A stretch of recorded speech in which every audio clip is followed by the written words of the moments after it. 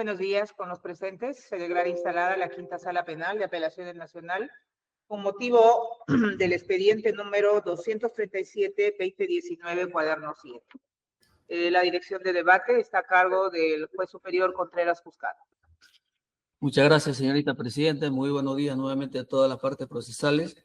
Efectivamente, el día de la fecha, hoy lunes 13 de mayo del 2024, vamos a llevar a cabo la audiencia de apelación de auto en el expediente 237-2019, cuaderno 7. Para tal efecto, vamos a iniciar con la acreditación de las partes. Señorita Fiscal Superior. Muy buenos días, señores magistrados superiores, señora abogada de la defensa, de parte del Ministerio Público, Teresa Neri Tapia Cruz, fiscal adjunta superior de la Coordinación Superior del Equipo Especial de Fiscales, caso Odebrecht, con casilla electrónica 48827 y demás datos ya que obran, ¿no? Muy bien, acreditación de la defensa. Gracias, señores magistrados. Mi nombre es Valeria Juliana Morón Vera, registro CAC 8976, casilla electrónica 111751. Acreditación de la investigada. ¿Cómo no? Nombre, DNI y dirección. Lourdes Flores Nano, DNI 10218392, registro Colegio de Abogados 10641, y mi domicilio es Guardia Civil 1170, oficina 201. Muy bien, habiéndose acreditado las partes procesales, que es materia de apelación, se da cuenta efectivamente que existe apelación tanto por el Ministerio Público como por la defensa. En este caso, la asistente de esta sala dará cuenta de lo que es materia de alzada. Señorita asistente. Buenos días, señorita presidenta y demás jueces superiores de la quinta sala penal de apelaciones, y así como los demás sujetos procesales conectados. Respecto a la materia de alzada, son los recursos de apelación interpuestos a favor de la investigada Lourdes Elmira Rosario Flores Nano y por el Ministerio Público. El primero contra el extremo de la resolución número 2 de fecha 9 de noviembre de 2023, que le dicta comparecencia con restricciones sujeto a arreglos de conducta. Y el último contra los extremos de la misma resolución, 1, relacionado al monto de la caución establecida como una de las reglas de conducta, y 2, contra el extremo que declara infundado el requerimiento de impedimento de salida del país por el plazo de 36 meses para la imputada antes mencionada, con motivo de la investigación seguida por la presunta comisión del delito de lavado de activos en agravio del Estado peruano. Es todo en cuanto tengo que dar cuenta, señor magistrado. Muy bien, entonces estamos claros respecto a la recurrida, los recursos de apelación interpuestos por ambas partes, conforme lo ha señalado el especialista en esta audiencia. Vamos a preguntar a la señorita fiscal y a la señorita abogada en ese orden si se ratifican en su recurso de apelación. Señorita fiscal. Sí, nos ratificamos en el recurso. La defensa. Igualmente, señor magistrado, nos ratificamos. Muy bien. Habiéndose ratificado entonces las partes procesales en su recurso de apelación, vamos a verificando la resolución número 6 pedida por este colegiado. Vamos en primer lugar,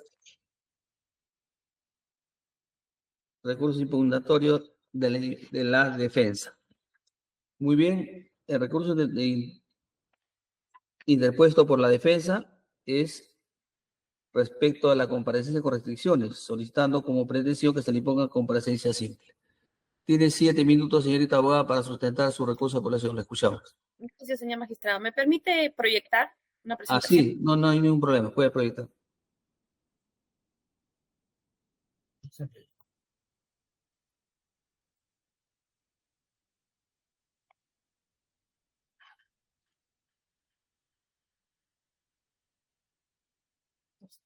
¿Podría confirmar si lo puede ver? Todavía no podemos visualizar.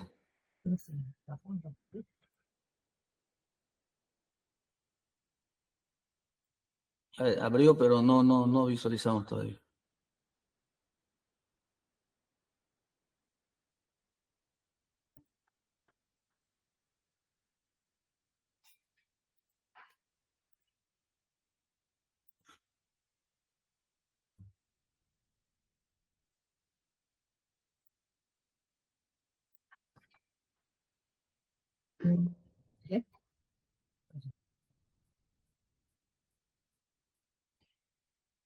¿Ahora sí? Todavía no la visualizamos. Vuelve a cierra, Intente nuevamente, salga y vuelva a entrar. cierra, bájalo. No, ahí no bájalo, ¿no? Cierra, aquí se cierra. Ahí, acá, comparte. Compartir ahí, compartir. No, si tienes que estar abierta la ventana. No.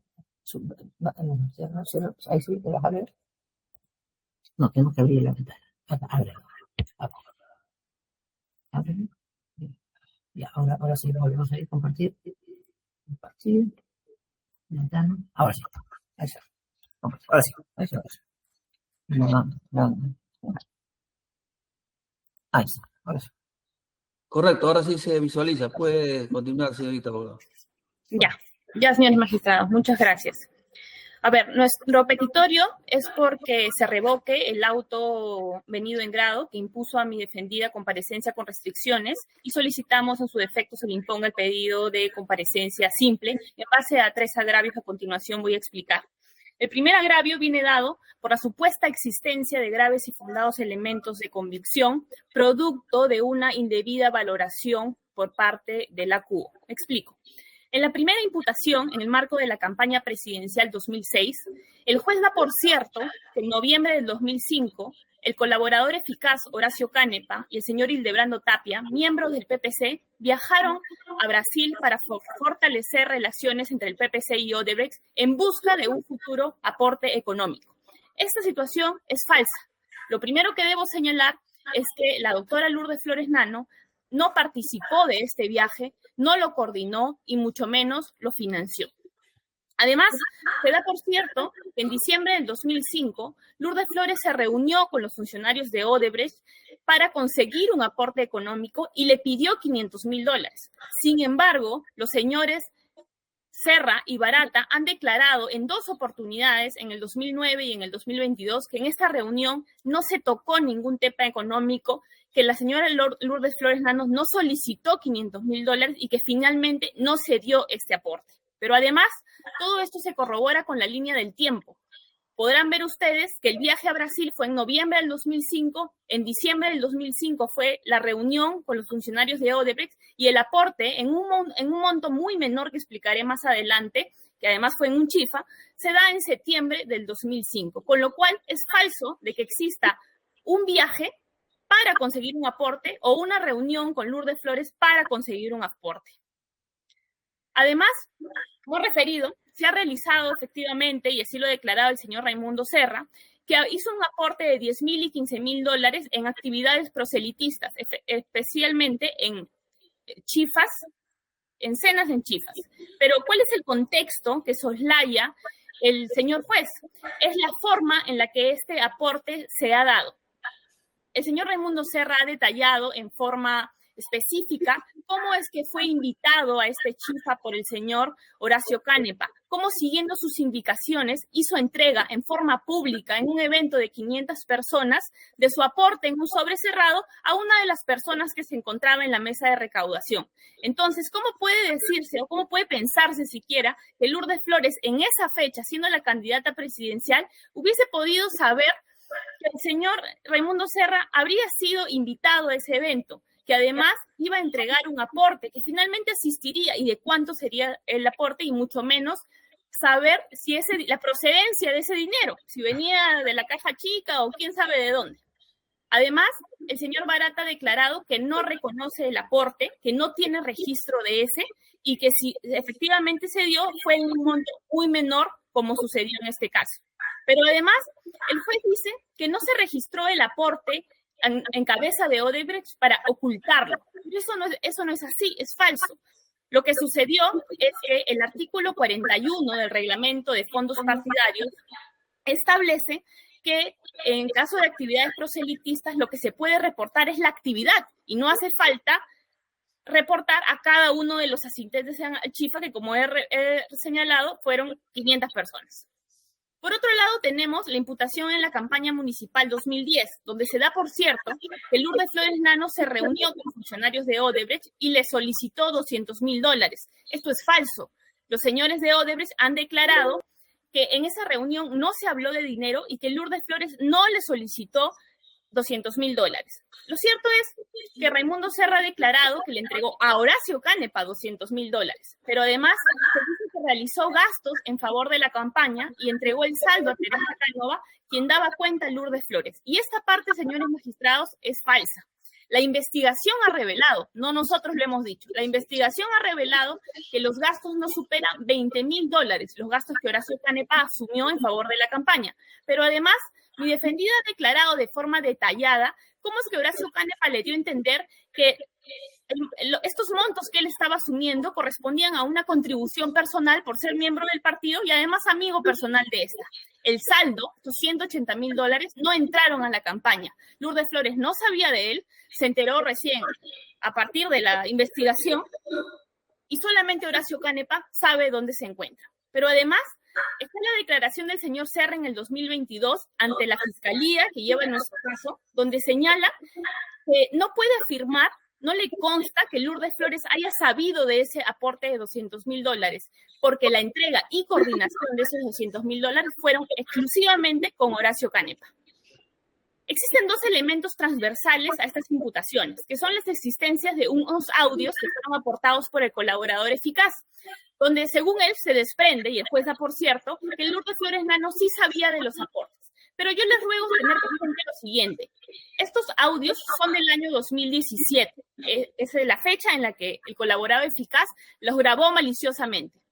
Pero Lourdes Flores ha explicado que en el año 2016, cuando se hace público el caso de Lavallato, Horacio Canepa le confiesa haber recibido dinero de Odebrecht, pero no le precisa montos. Entonces, ¿qué sucede? Cuando en el 2017 Horacio Canepa la graba maliciosamente haciendo preguntas sugestivas para que sean utilizadas o le sirvan a él para poder acogerse a la colaboración eficaz, Lourdes Flores señala, yo honestamente no tengo esa información, ni siquiera cifras te digo, no lo tengo clara para nada. Entonces, como verán, señores magistrados, estos audios no dan cuenta de lo que supuestamente pretende demostrar el colaborador eficaz y el juez da por cierto. Por otro lado, tenemos el origen ilícito, presunto origen ilícito del dinero de Odebrecht, ante lo cual el juzgado se basa en el acuerdo entre Odebrecht y Estados Unidos en el año 2016. ¿Cómo puede exigirse a la Fiscalía que en el año 2006, en el 2010, en el supuesto negado que haya sabido de los aportes, algo que Estados Unidos ni siquiera sabía? Pero además tenemos la declaración del señor Barata en el año 2022, en la que él mismo continúa diciendo hasta el día de hoy a la Fiscalía peruana que el dinero utilizado para realizar aportes de campaña no es dinero ilícito. Por otro lado, tenemos el segundo agravio, que está relacionado al peligro de fuga. El señor juez señala que en este caso existe un peligro de fuga de baja intensidad que sustenta la prohibición de salida del país de mi defendida debido a la gravedad de la pena. Consideramos que esto debe ser revisado y no debe ser de recibo, porque si no todos los casos de lavado de activos tendrían esta regla de conducta y sabemos que ello no ocurre.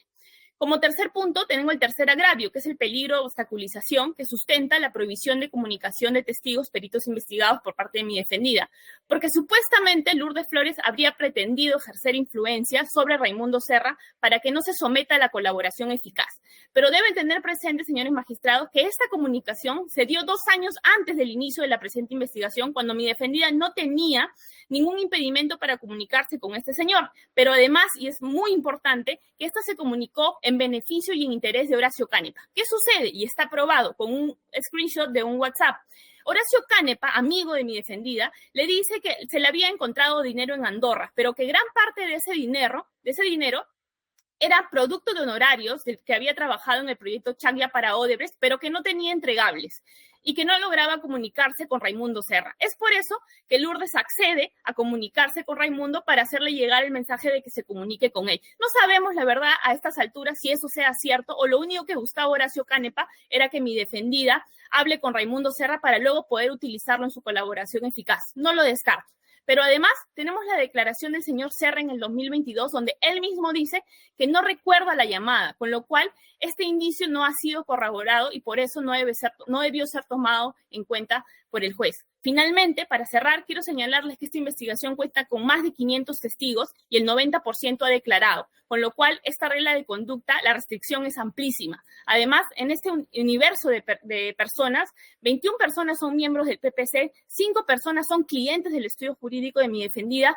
tiene un familiar y otras 4 personas con las que necesita reunirse profesionalmente, y de no ser revisados estaría afectando el derecho al trabajo y a la participación política de mi defendida. Eso es todo, gracias. Muy bien, hemos escuchado atentamente. Traslado de lo vertido por la abogada, la señorita fiscal. Escuchamos, doctora, tiene el mismo tiempo. Hubo una consulta, señor magistrado, únicamente respecto a la comparecencia con Sí, restricciones, ¿verdad? la apelación de usted lo vamos a ver, o tiene relación para las partes. Una vez terminamos con ello para poder después hacer las preguntas correspondientes. Está bien, señor magistrado. Esta investigación data del 28 de diciembre del 2022, son por 36 meses, fue comunicada al órgano jurisdiccional el 18 de enero del 2023, fecha en la que se presentó también este requerimiento de comparecencia con restricciones, ¿no?, e impedimento de salida. De lo que debemos dar cuenta o inferir, señores magistrados, que es a nivel de este nivel de sospecha que debe entenderse y analizarse el presente requerimiento y, en consecuencia, también los alegatos de la apelante. En segundo lugar, en cuanto al tema de la falta de elementos de convicción o una indebida valoración de los elementos que fueron aportados de acuerdo a la defensa, hemos escuchado que la defensa cuestiona algunos de estos elementos aportados por el Ministerio Público, pero que este cuestionamiento no abarcaría más de 10 elementos. Y debemos tener en cuenta que el requerimiento anexó más de 40 elementos de convicción. En tal sentido, no consideramos que estos cuestionamientos, solamente en términos cuantitativos, podrían desvirtuar la suficiencia y contundencia del requerimiento. En segundo lugar, ya entrando al tema en concreto, en cuanto a la campaña 2006, un cuestionamiento principal que lo dice tanto en su apelación escrita como ahora lo hemos escuchado de manera oral, es respecto a la cronología en el tiempo, ¿no? De acuerdo a la defensa, primero habría ocurrido la reunión en Los Chifas, donde habría sido un aporte de Trinidad de Serra, que integraba la empresa Odebrecht a favor del PPC, ¿no?, a través de eso. Y otros sería el viaje a Brasil y finalmente la reunión, ¿no?, en la casa de la imputada Lourdes Flores Nano. Sin embargo, con relación a esta cronología, la defensa se basa supuestamente en informes que habría dado cuenta ante la OMPE, ¿no?, por parte del Partido Popular Cristiano. Sin embargo, en la propia OMPE, en el oficio 968-2019, ¿no?, por el secretario general de la OMPE, indica que cuando esta agrupación política da cuenta de sus actividades, ¿no?, y de los aportes que habían recibido, estos se refieren a un periodo en concreto, que sería del 1 de diciembre de 2005 al 28 de febrero del 2006. Siendo así, al menos de la documentación que el propio partido informó ante el órgano electoral, no podríamos acreditar o inferir de manera categórica que estas actividades habrían sido anteriores a diciembre. Me refiero concretamente al tema del Chifa Royal, donde hubo un aporte, como bien ha dicho la defensa, no solo de uno, sino de varias personas. En tal sentido, no desvirtúa en sí esta aseveración lo afirmado por el colaborador eficaz. Lo que sí tenemos claro es que, por ejemplo, el viaje a Brasil sí ocurrió. Existen movimientos migratorios, tenemos la declaración del colaborador eficaz 14-2010, también tenemos la declaración testimonial de Raimundo Trinidad de Serra, ¿no?, donde indica quienes estuvieron en Brasil. Y no solamente fue un viaje al país de Brasil para conocer el país, fue un viaje específicamente a las instalaciones de Odebrecht, donde personal y directivos de Odebrecht le mostraron los proyectos que iba a realizar Odebrecht. Entonces, en tal medida es posible inferir, de base también a otros elementos de convicción, que el objetivo fue mostrar los proyectos que realizaría la empresa Odebrecht y que luego se corroboraría con lo que dice el colaborador eficaz, que con posterioridad a este viaje, en diciembre del 2005, existe una reunión en casa, o existió, ¿no?, una reunión en casa de la investigada Lourdes Flores Nano, donde también estuvo presente, ¿no?, representantes de Odebrecht, además, ¿no?, de la investigada y del colaborador eficaz hoy develado, Horacio Canepa, y Trinidad de Serra, ¿no?, que pertenecía a la empresa Odebrecht. Ahora, en cuanto al tema de la entrega del dinero, hemos escuchado que la defensa indica oralmente, y tanto lo señala también en su apelación escrita, que no hay ninguna persona que declare que la señora Lourdes Flores Nano recibió de manera directa dinero en efectivo. Sin embargo, la imputación contra la investigada es haber recibido dinero de manera indirecta a través de dos personas. Sería Horacio Canepa, uno de ellos, y la otra señora sería Teresa Canova, quien sería secretaria, ¿no?, de la agrupación política. Esa es la imputación. En tal medida, el contar con declaraciones que indiquen que no entregaron de manera directa dinero en efectivo a la señora Lourdes Flores Nano no enervaría el nivel, ¿no?, de sospecha que arrojarían estos elementos de convicción. Por otro lado, también hemos escuchado, ¿no?, que la defensa indica que el señor Barata no reconoce aporte. Sin embargo, lo que señaló es de que no recuerda ningún aporte y que en todo caso, si hubo, debió haber sido por una menor cantidad. En tal sentido, no es un elemento contundente para poder desvirtuar los elementos de convicción que ha presentado el Ministerio Público. Y reiteramos, esta investigación no es de larga data, no está próxima a concluir, más bien recién ha sido a fines del 2022, prácticamente 2023. En tal sentido, también debe tenerse en cuenta ese nivel de sospecha. Por otro lado, también debemos tener en cuenta otros elementos.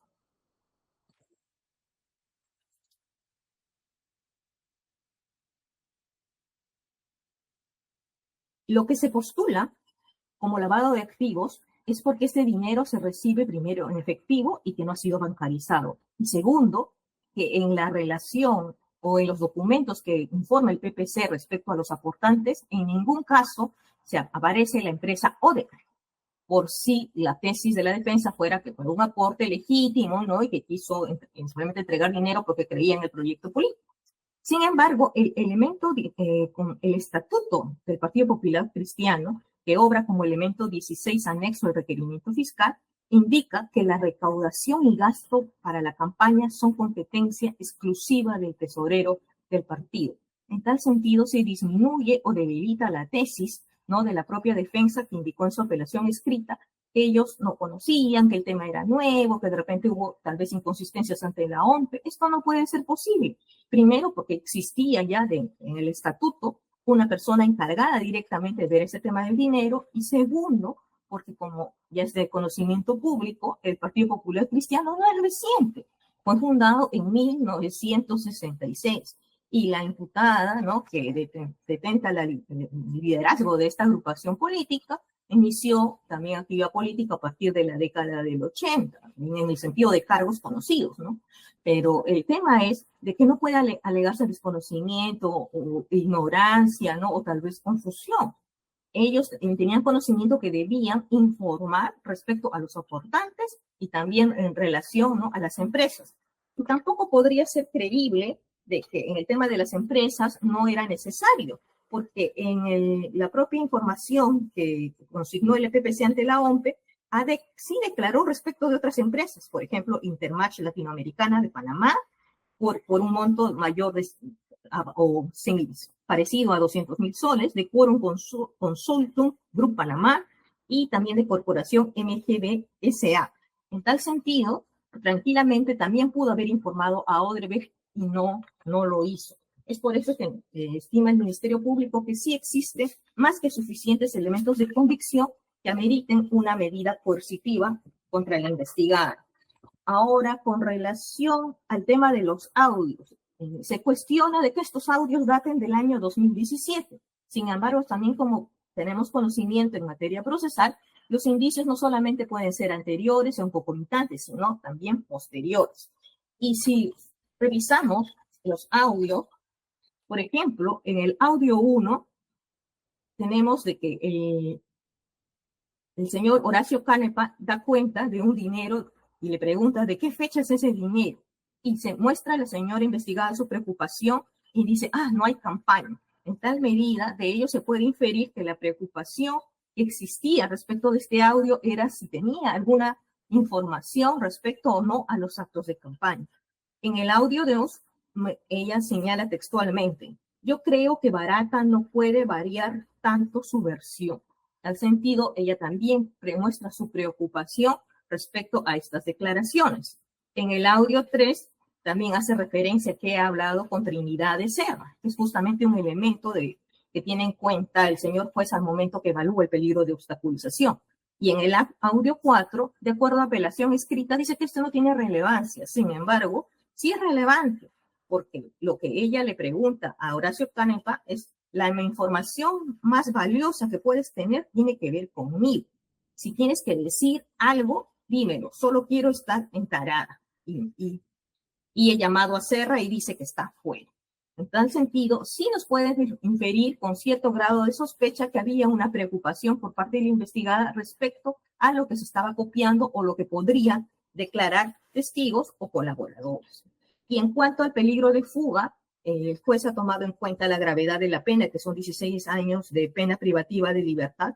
Sin embargo, también debemos tener en cuenta otros elementos que ya oralizaremos al momento, ¿no?, de sustentar el pedido de impedimento de salida, e igualmente en la igual medida en el monto de la caución, porque también debe tenerse en cuenta la magnitud del daño causado, la naturaleza del delito investigado y también las facilidades que pueda tener para salir y mantenerse fuera del país, ¿no? En tal medida, señores magistrados, nosotros nos ratificamos para que se confirme la apelada en el extremo que impone la medida de comparecencia con restricción.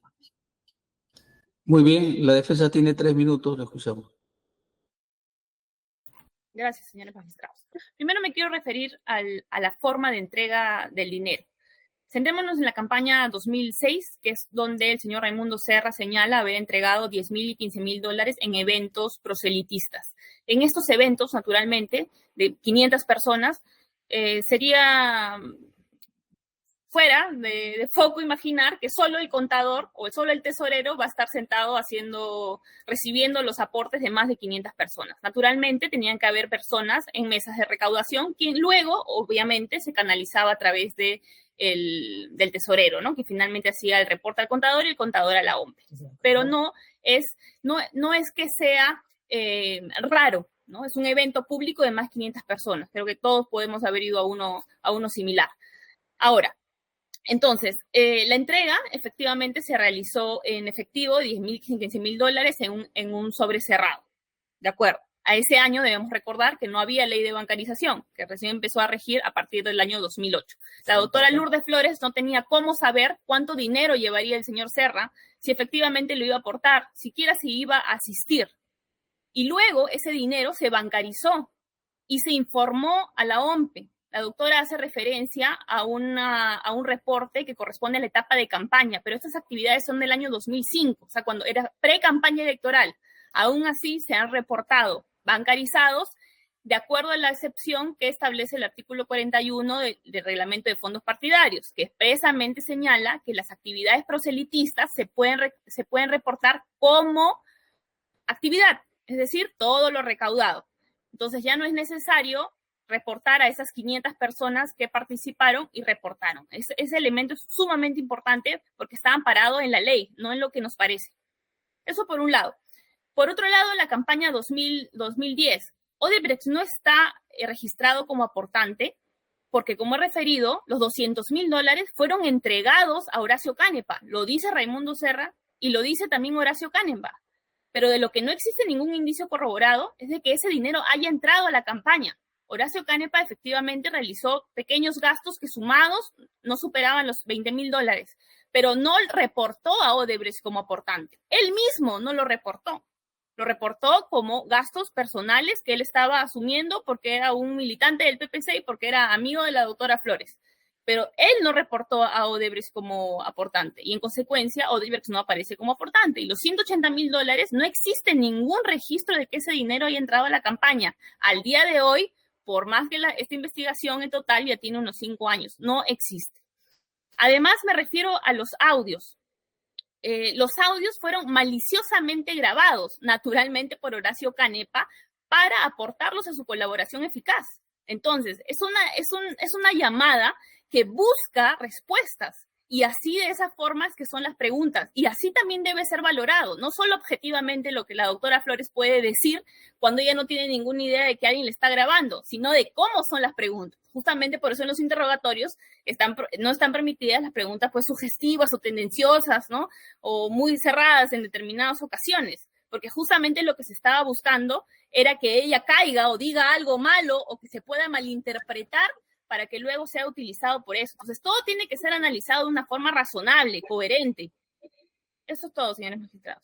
Muy bien, 3 minutos la señorita fiscal, si quiere agregar algo. Gracias, señor director de debates. En cuanto a lo que manifiesta respecto al dinero entregado a Horacio Canepa, ¿no?, en último lugar, conforme a lo que ha declarado, ¿no?, informaciones obrantes en la investigación, tenemos que esto se habría utilizado no por gastos personales, como se ha referido, ¿no? De acuerdo a lo que se indica en la imputación, habría sido utilizado para efectos de encuestas, para que pueda aparecer la investigada como ganadora o con mayor intención de voto. Y estos gastos habrían sido a asesores como Osvaldo Carpio, quien reconoce una cantidad, ¿no?, al periodista Quevedo, quien acepta los pagos para escribir artículos a favor de la campaña, y además la investigada Flores Nano acepta que Canepa habría afirmado que los saldos de dinero se entregaron a Teresa Cánova, que fue la secretaria, para que los entregue directamente a Lourdes Flores y se gaste en ropas y otros gastos, ¿no?, propios de la campaña.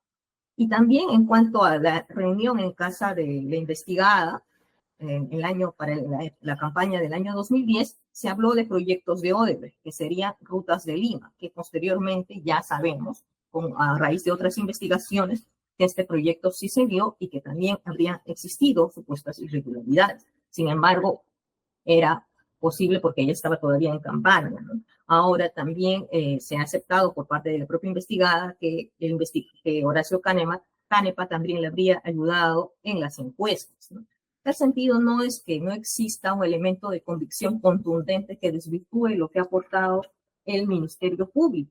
En todo caso, lo que podría ser, a través de una investigación reciente, es mayores actos de investigación. Como sabemos, pues acá lo que se busca son elementos tanto de cargo como de descargo. Y finalmente lo que tenemos que señalar respecto a lo que alega la defensa, porque al cuestionar la comparecencia con restricciones, en buena cuenta lo que está solicitando es una comparecencia simple, ¿no?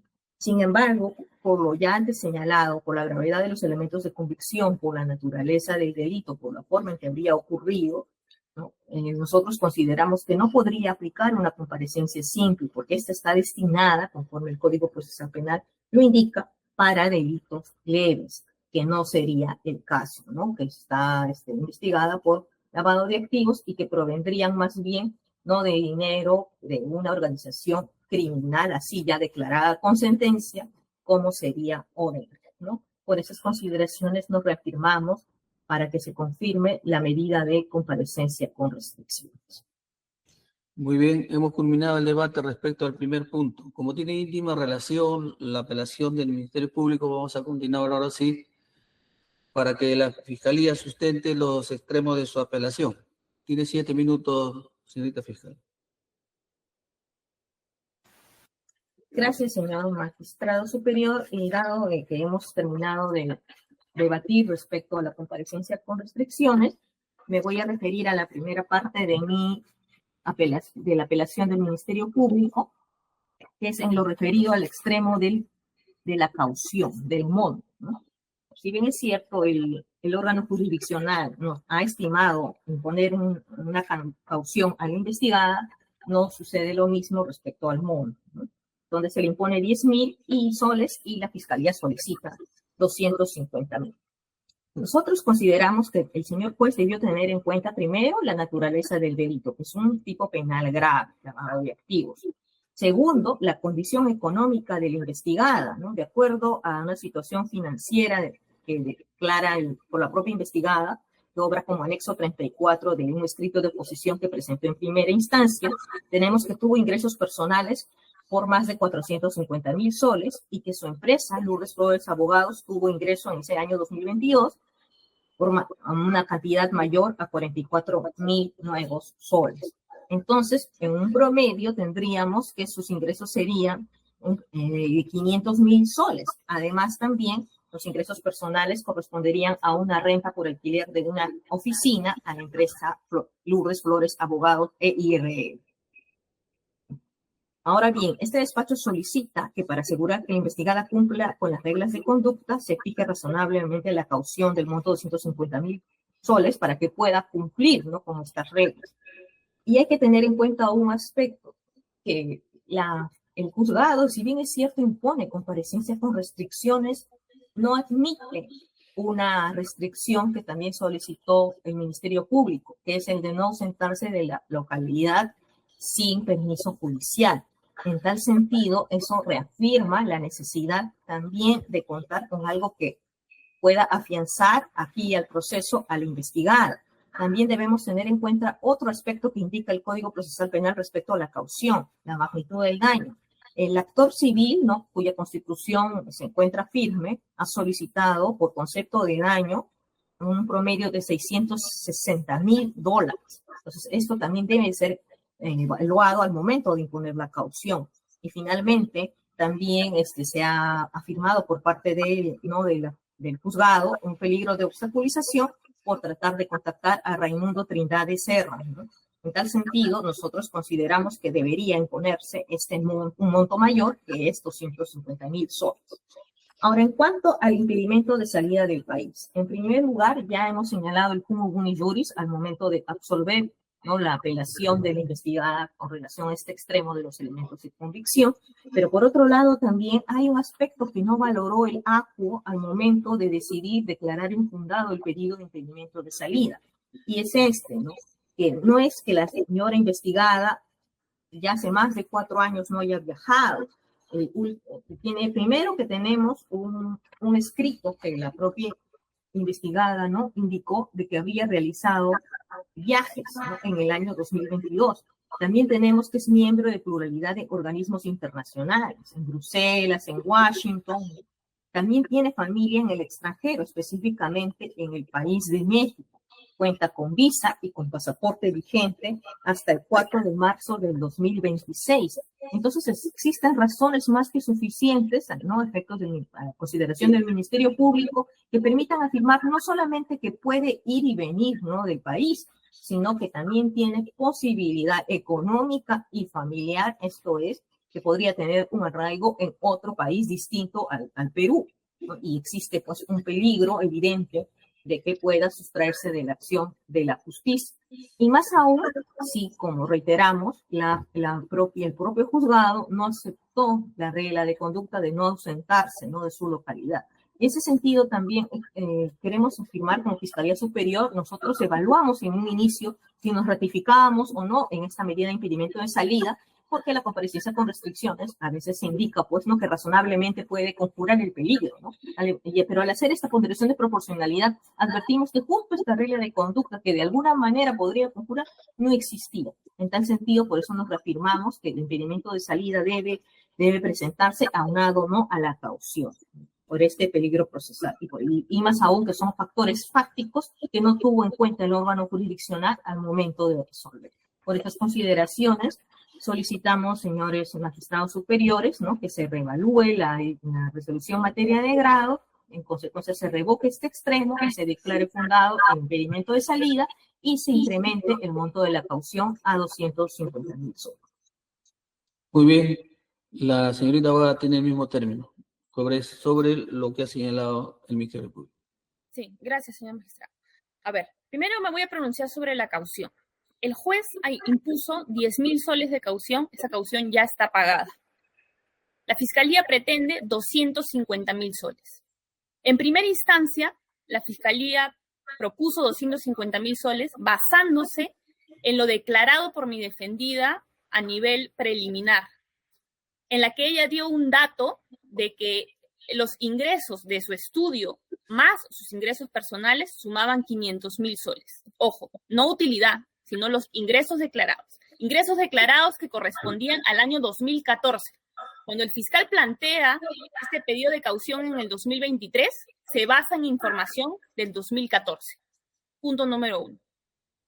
Ahora, la fiscal superior hace referencia al escrito que nosotros presentamos en la oposición, donde presentamos información actualizada al año 2022, pero lo ha leído mal, porque la utilidad de Lourdes Flores Nano como persona natural en el año 2022 fueron 44.000 soles, bastante lejos de los 250.000. Y respecto de su estudio, la utilidad fue 0. Entonces, en el año 2022, Lourdes Flores Natural más estudios jurídicos igual 44.000. No es verdad que sean 500.000. Es importante, señores magistrados, que ustedes sepan, y está acreditado en autos, que todos los bienes de Lourdes Flores Nano están con medida de inhibición. Y Lourdes Flores lo ha dejado consentir para que la Fiscalía esté tranquila, digamos, en este marco. Con lo cual, lo único que tiene, evidentemente, es el dinero producto de su trabajo, como persona natural, como árbitro, y a través de su estudio jurídico. Lourdes presenta hoy en día una restricción de liquidez amplísima porque tiene deudas a largo plazo. Como persona natural, le debe al banco 900.000 soles. Como persona jurídica, paga mensualmente 12.000 soles al banco. Se encuentra en verde porque es muy organizada con sus cuentas, pero no tiene 250.000 soles líquidos para pagarlo. Inclusive, para pagar la caución de 10.000 soles impuesta por el juez, tuvo que pedir un préstamo tarjeta para poder honrar lo dispuesto por el juez en el tiempo establecido. Con lo cual le solicitamos que se haga una revisión real de los ingresos que mi defendida tiene y se considere además que todos sus bienes están inhibidos, con lo cual ya tienen todo su patrimonio a su disposición, en el caso de la Fiscalía. Ahora me voy a referir a las facilidades antes de terminar ese punto, me había olvidado que es algo muy importante. La Fiscalía habla de ingresos, pero ninguna persona puede disponer ampliamente de lo que declara la SUNAT que tiene, porque naturalmente paga luz, agua, teléfono, en el caso de estudio, empleados, impuestos, planilla. Entonces, los ingresos no son la utilidad de lo que uno puede disponer, y eso es muy importante a la hora de determinar ese tipo de pedidos. Ahora, me voy a referir al impedimento de salida y a las facilidades para abandonar el país y todos estos puntos que la Fiscalía toca. Lo primero es que dice que Lourdes Flores ha viajado. Efectivamente, lo hizo una vez en 5 años por 3 días. Y no porque tuviera ningún impedimento, sino porque cuando inició esta investigación en febrero del 2019, Lourdes se comprometió voluntariamente a no viajar al extranjero en lo que dure la investigación. En 5 años solo ha viajado una vez, 3 días, por un compromiso familiar, el matrimonio de una de sus sobrinas, que solo tiene 3. Una de 3 sobrinas viajó, lo cual informó antes a la Fiscalía para que tuviera conocimiento. Y lo que ella informó, lo que para ella es una colaboración activa, hoy en día quiere ser utilizado en su contra. Segundo, se dice que Lourdes Flores tiene pasaporte. Lo tiene. Y lo dejó vencer cuando inició la investigación y estuvo vencido 1 año y 3 meses. Pero cuando en la pandemia logró sacar su doctorado de forma virtual en España, le pidieron que renueve su pasaporte para poder emitirle su título. Necesitaban un pasaporte vigente y lo hizo. Porque que esta investigación dure 5 años o tal vez 10, no debe limitar a una ciudadana a que logre su desarrollo profesional y académico. Yo personalmente le dije que lo renueve porque no podía parar su vida por una investigación. Luego se dice que Lourdes Flores tiene visa americana. Pues le informo a la señora fiscal que no es así. Lourdes Flores ha dejado vencer su visa americana que vencía en marzo de este año. Entonces ya no tiene visa americana. Además la Fiscalía dice que Lourdes Flores pertenece a asociaciones internacionales, pero no tiene la menor idea de cuál es el alcance de estas asociaciones. No sabe a qué se dedican, no sabe para qué sirven, cuándo se reúnen, si realmente significa que eso le vaya a permitir a ella poder salir, fugarse y permanecer oculta fuera del país. Podría ser la mayoría de estas asociaciones son políticas o profesionales de derecho. Luego se dice que Lourdes Flores tiene familia en el extranjero. ¿Y saben por qué lo dicen, señores magistrados? Porque Lourdes Flores, cuando viajó a México, fue un matrimonio. Entonces la fiscalía asume que como la persona se casó en México, entonces vive en México. Pero no es así. No sabemos los motivos por los que esta señorita se casó en México. De repente no vive en México.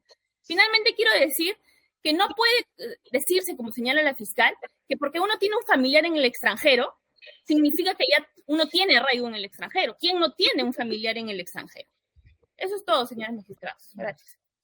Muy bien, 3 minutos, señorita fiscal.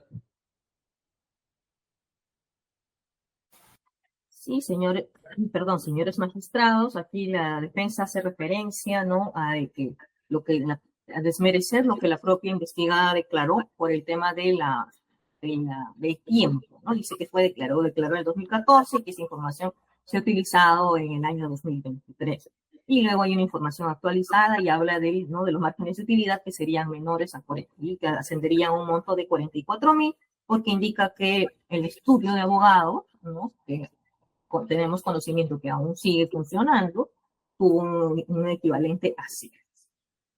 Al respecto, y sin perjuicio, ¿no?, de que esto pueda ser materia de posteriores actos de investigación, lo cierto es de que el margen de dinero o de ganancias que se tendrían por parte de la investigada definitivamente no podrían importar un monto de caución de 10.000 soles que le ha impuesto el señor juez de primera instancia, tanto que la misma investigada acaba de señalar que lo pudo pagar sin ningún inconveniente, ¿no?, en una sola armada.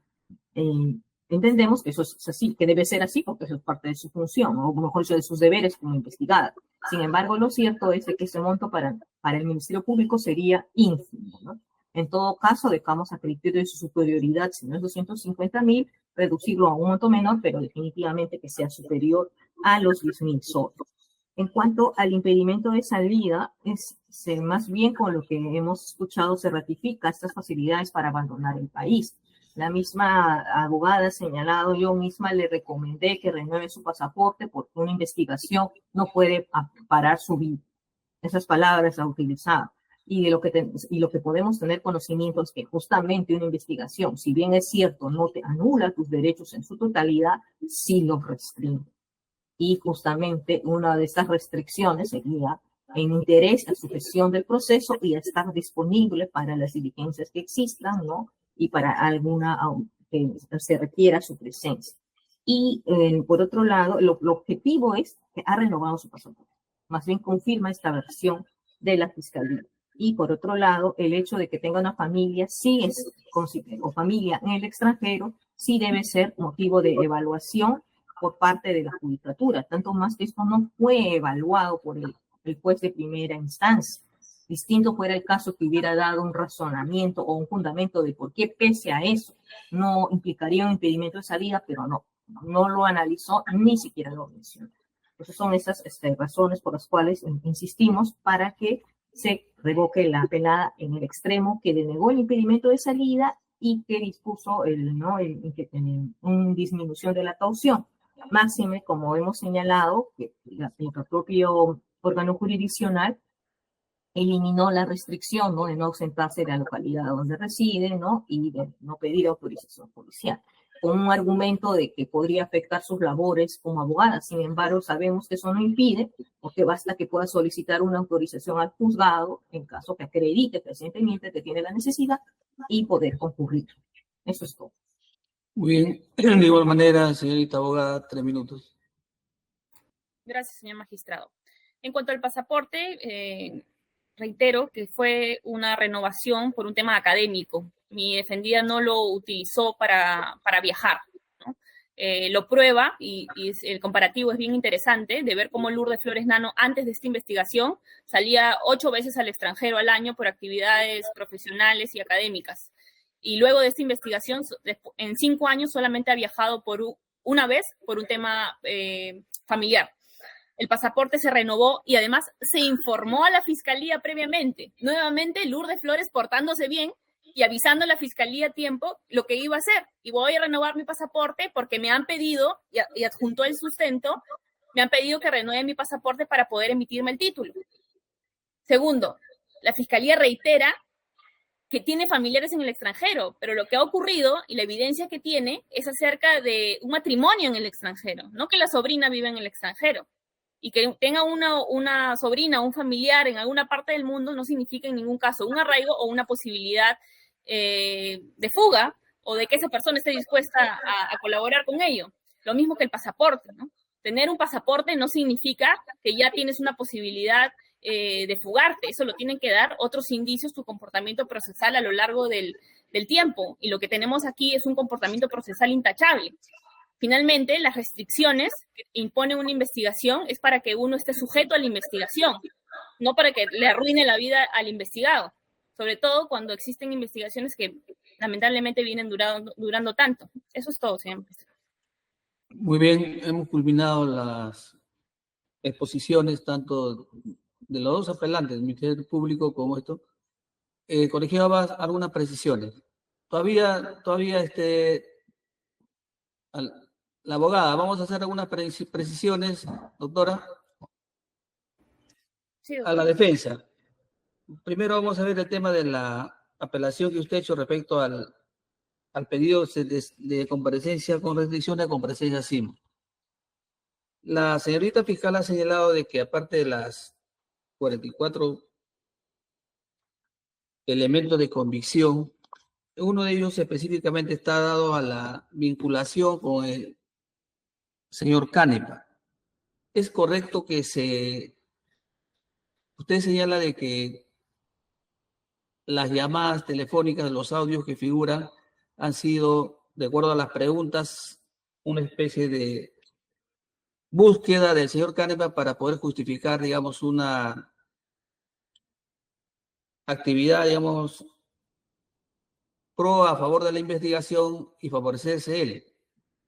Pero, ¿cuál era el vínculo o cuál era la relación que tenía la investigada Lourdes Flores con el señor Canepa? Sí, el señor Horacio Canepa ha sido excongresista del PPC, ha sido militante del PPC desde hace muchos años y es amigo, bueno, fue amigo personal de la doctora Flores, ¿no? Tenía una actividad política activa en el PPC. Lo otro es, señorita abogada, respecto usted señala de que serían montos menores, de 10.000 y hasta $20.000, dice usted. ¿Tenía pleno conocimiento su patrocinada respecto a la disposición de esos $20.000 que señala usted? ¿Se refiere, doctora, a la campaña municipal 2010? Sí. Sí, ella ha declarado que Horacio Canepa al inicio de la campaña le dijo, yo te voy a apoyar con, no sé, por ejemplo, ¿no? Te voy a apoyar con el pago a tal y con el pago C. Pero nunca le dijo que ese dinero con el que estaba apoyándola era un dinero que había recibido de Odebrecht. Seguramente porque le iba a tener que decir que eran 200.000, ¿no? Entonces, él asumió unos cuantos gastos y se lo ofreció como una contribución personal, porque era su amigo. O sea, yo te voy a apoyar con ABC de cosas que necesitas para la campaña. En cuanto a la temporalidad, ¿su patrocinada en ese tiempo de estas campañas o posteriormente viajó a Brasil? No, nunca. En ningún momento en el periodo de la campaña ni en la parte preelectoral. Alguna vez sí, pero hace años, ¿no? O sea, por otros motivos, no profesionales, no políticos. Bien. Y la última pregunta de la defensa antes de pasar al Ministerio Público es respecto a lo que corresponde a lo apelado por la señorita fiscal respecto a las restricciones, respecto a la caución.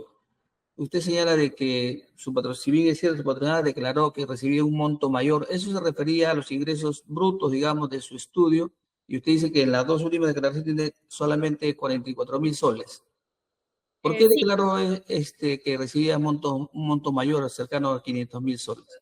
Cuando ella declara a nivel preliminar, que es lo que toma la fiscalía en un primer momento, ella le pregunta cuáles son los ingresos de su estudio, o sea, lo que uno declara SUNAT, 200 y tantos mil y otros 200 y tantos mil por persona natural y jurídica.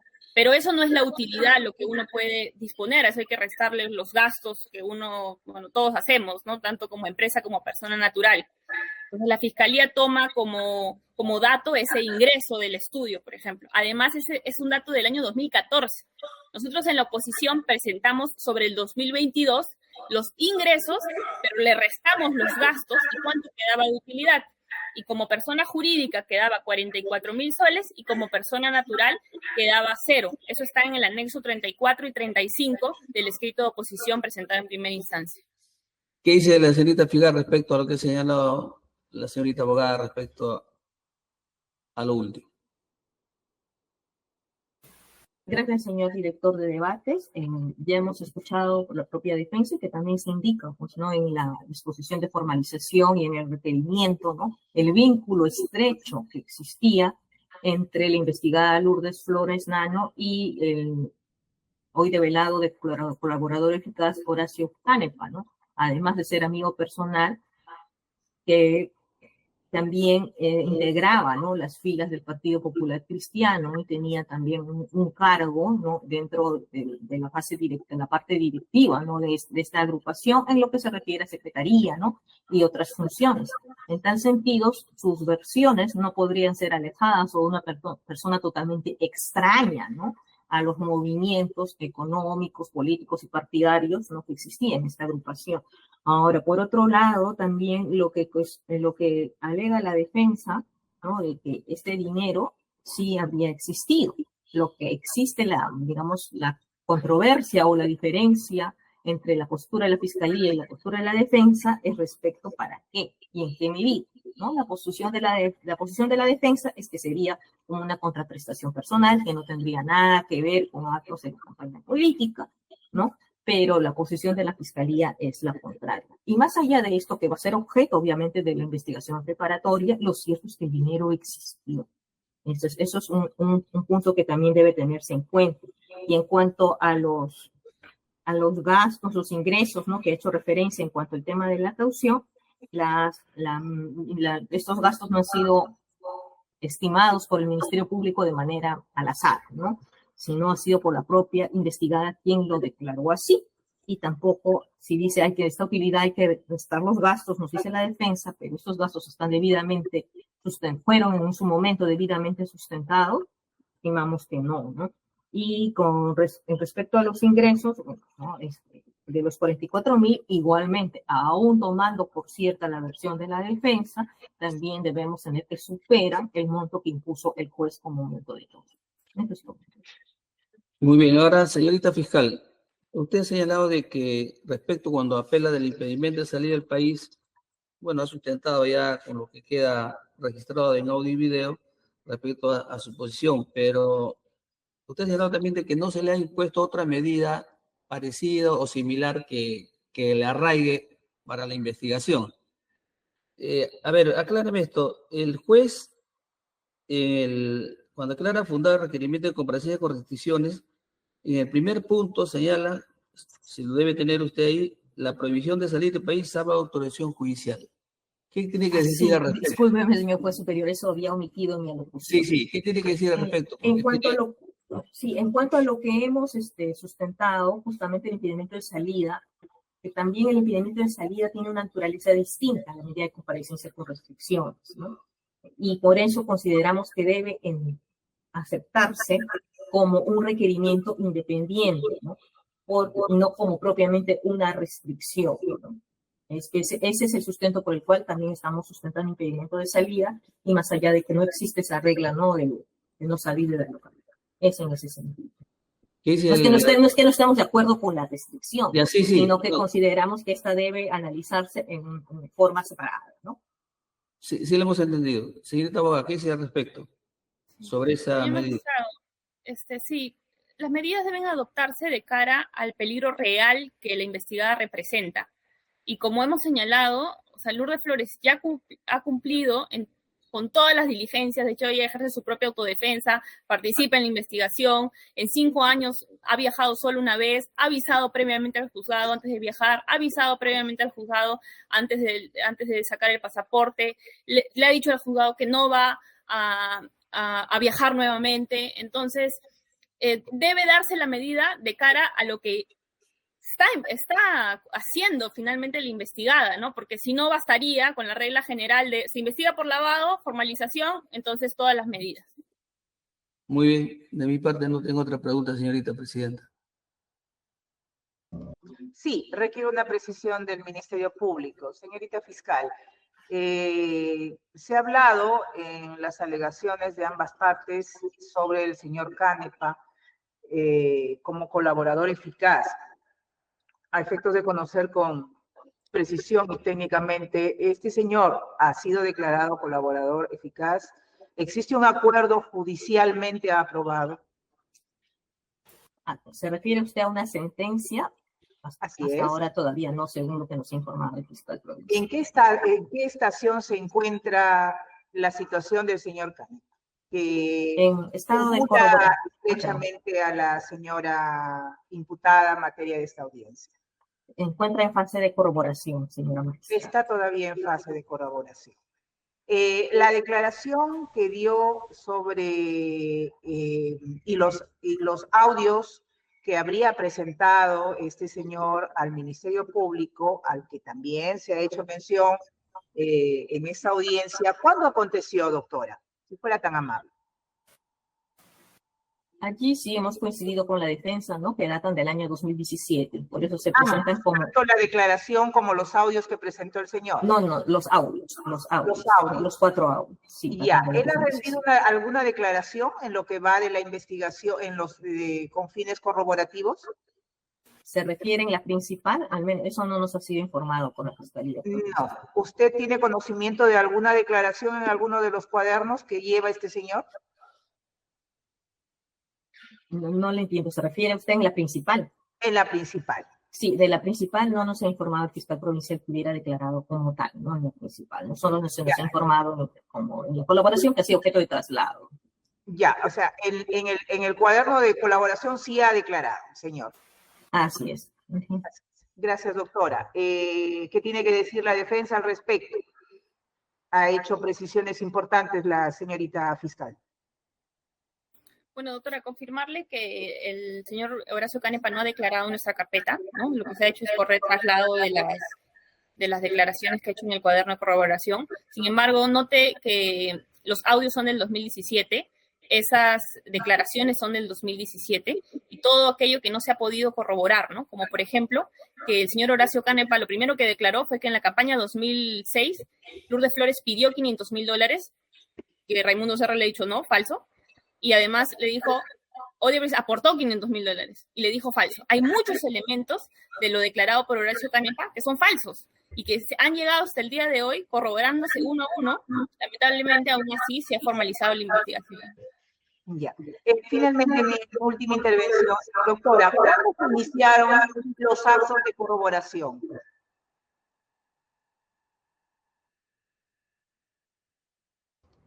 ¿Cuándo se iniciaron los actos de corroboración en el cuaderno del aspirante a colaborador eficaz Canepa?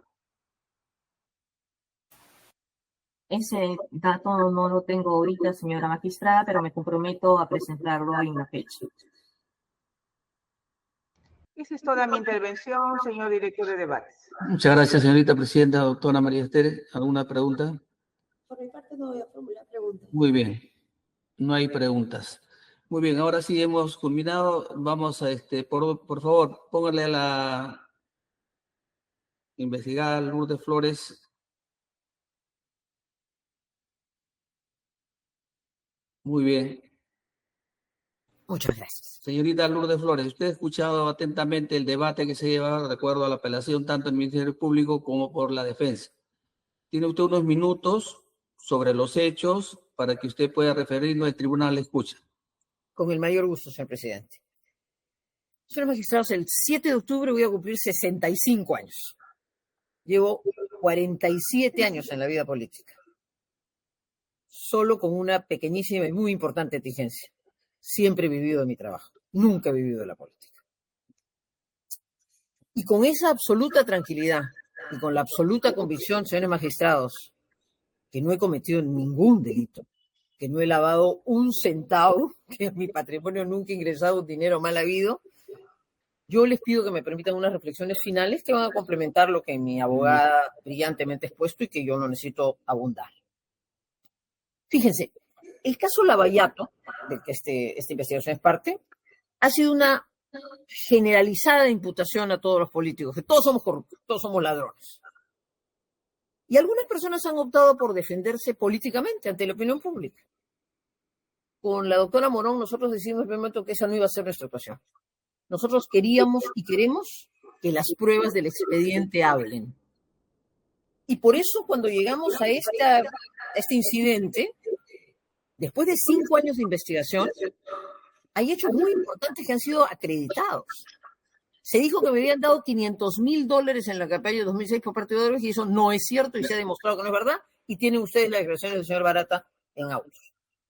Se dijo que Camargo y Correa me había dado $100,000 en la campaña del 2006 y eso se ha demostrado que es falso. Tiene declaraciones de los brasileros, de los peruanos, etcétera, absolutamente desvirtuado.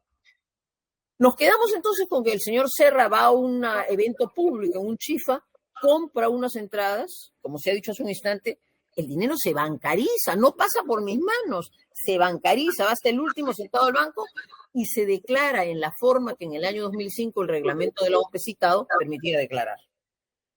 Y finalmente en el año 2010, el señor Canepa, que era una persona efectivamente cercana a mí en el partido, recibe un dinero. De la investigación de 5 años se demuestra que ha gastado $20,000 a lo sumo y el resto del dinero no entra a la campaña. Jamás he dicho que ese dinero entró a la campaña, porque no es verdad, no entró. Y eso está demostrado en el expediente. Comprendo que esos son los temas de fondo, pero siendo los hechos intimidatorios me parece muy importante que los tengan en cuenta. Nunca hemos hablado de ellos en la opinión pública, porque las pruebas del expediente gritan que el punto de partida de la investigación y los indicios han sido desvirtuados y que la declaración del colaborador eficaz, aún no corroborada, correspondiendo a la pregunta de la doctora Torres, han sido más bien desvirtuadas en esta investigación. ¿Qué reclamamos? Por supuesto que la investigación termine, pero reclamamos un acto de honestidad intelectual. Si un imputado demuestra, contrariamente a lo que es el deber del Ministerio Público, que son falsos los hechos por de investigación, tengo el mínimo derecho a que eso se diga con claridad.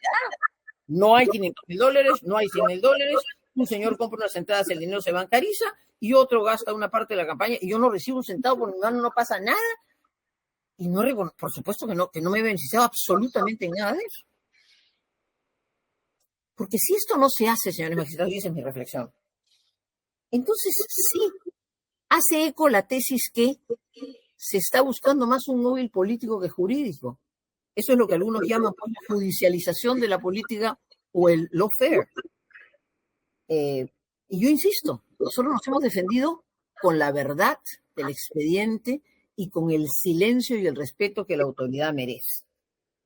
Y cuando eso se hace y no se reconoce con hidalguía que hay hechos investigados que han demostrado la verdad y que la verdad salta a la luz de las pruebas del expediente, desgraciadamente la institución se daña irremediablemente como le está pasando al Ministerio Público.